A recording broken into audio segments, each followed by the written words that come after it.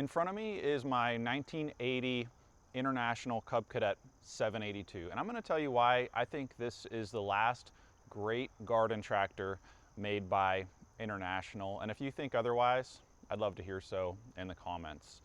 The 782 was part of the red garden tractor line. Normally you're going to see your Cub Cadets and they're going to be the yellow fenders with the white hoods. That's kind of the Cub Cadet color scheme they kept all the way up from the 1961 Cub Cadet original through the 90s, and now you'll see them mostly all yellow. The red Cub Cadet series had some light duty lawn tractors. They were belt driven all the way up to the King, which would be the 982, which had rear hydraulics, hydraulic deck, and also remote hydraulics on the front. And the reason I'm not going to call that the last great garden tractor is because it's technically a super garden tractor. It starts to bridge that gap between what we would now call like a compact diesel tractor. Of course, that one still had a gas engine, but it had things like a rear PTO, and in general, people call them super garden tractors. The real kind of core of this red garden tractor lineup, though, would be the 582, which was a manual 3-speed transmission, the International Cub transmission that made Cub Cadet so awesome. The 682, which was a hydrostatic, it added an extra horsepower with 17 horsepower. And then this 782, which is essentially the same as the 682, but it had hydraulics. So this one has a hydraulic cylinder, and here I've taken the tunnel cover off so you can kind of see some of this stuff here, but it's got a ported hydrostatic pump with the 2 hydraulic lines coming off and going up to your lever here, which controls this hydraulic cylinder. The same cylinder controls both the deck lifting and lowering and the sleeve hitch on the rear lifting and lowering, and it'll put pretty considerable downforce. I can lift this tractor right off the ground with that sleeve hitch if I lower it. In 1981, International Harvester was going through some financial troubles though, so they had to make some compromises, and what they ultimately ended up doing is selling off the Cub Cadet lineup to MTD, which we all know is the company that makes all these, kind of junky lawn tractors that are going to be out in front of Lowe's and Home Depot. The whole tractor costs like $2,000. And it was really kind of sad for the company because immediately after that sale, you see some of these same red Cub Cadets that were made by International Harvester like this one. Well, if you see one with a black rear end instead of a red rear end, that one's going to be made by MTD after that transition happened. Usually you're going to have a black front axle on those ones made by MTD. The MTD rear end was aluminum. It was an instant kind of way for them to kind of make it just a little bit junkier, but to be honest, they are still really, really good tractors. And I might make an argument that in some ways those MTD 782s, 682, 582s were even a little bit better than the last one made by International, as you see here. And the reason being is this has a 17 horsepower Kohler engine. It is a Kohler KT17. And this is a KT17 Series 1, which was put in these tractors when they're made by International. Well, the Series 1 KT17 doesn't have a pressurized oiling system. It also doesn't have an oil filter.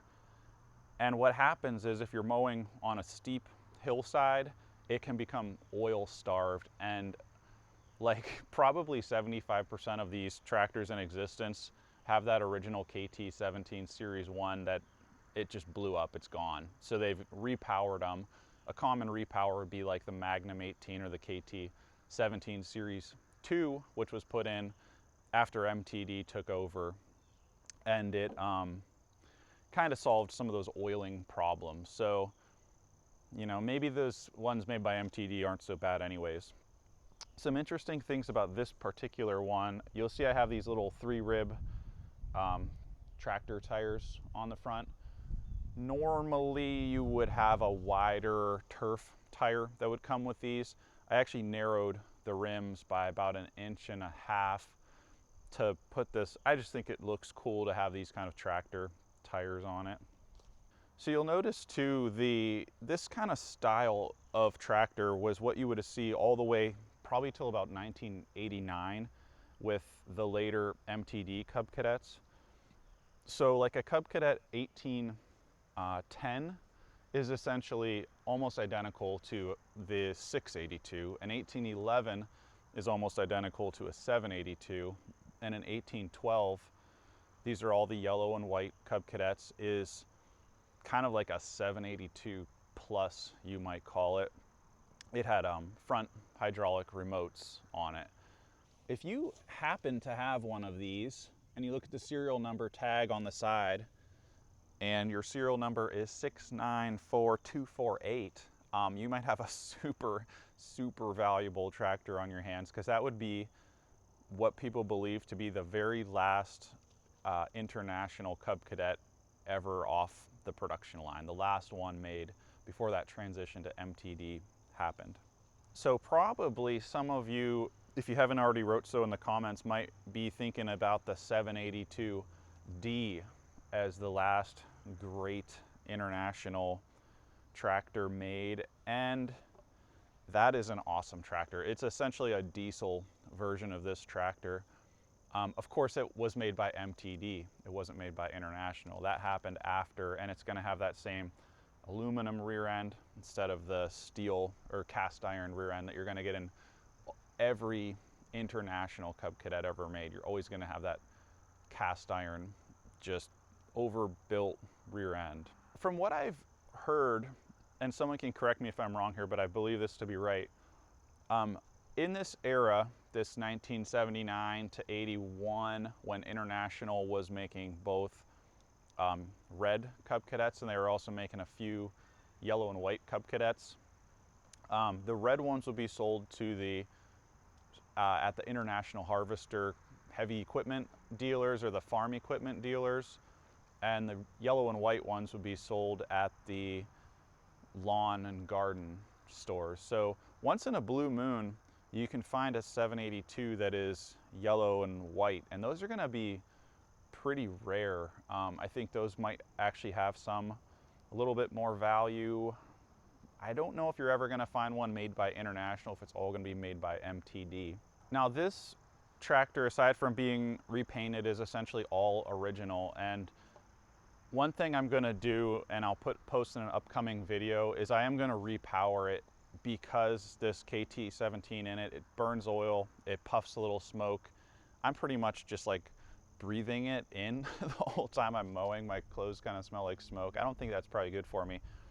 So I'm going to be repowering it with a Briggs & Stratton Vanguard 18, which is like a direct drop-in for this. And Briggs & Strattons were in Cub Cadets. The 582 had a Briggs & Stratton, so it's not like a super wrong maybe thing to do.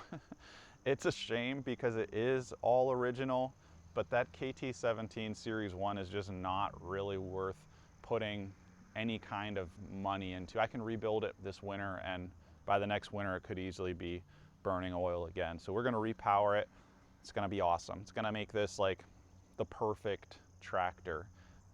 If you guys know any like really cool facts about these late international made Cub Cadets, especially the red series of tractors, I'd love to hear them. And I hope this video is valuable to you. I hope you found it as valuable as my Cub Cadet 72 video, which shockingly got like a ton of YouTube views. So I appreciate that if you are one of those people that viewed that video. And thanks for watching.